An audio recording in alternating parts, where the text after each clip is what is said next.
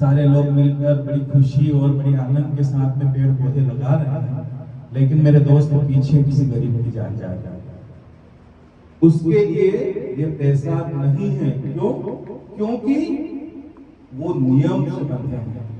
इसीलिए इसे इस प्रकार बनाया गया इस संगठन को कि यहाँ पर हम लोग मिलकर एक दूसरे की मदद करते हैं, जो हम नियम के दायरे में नहीं आते।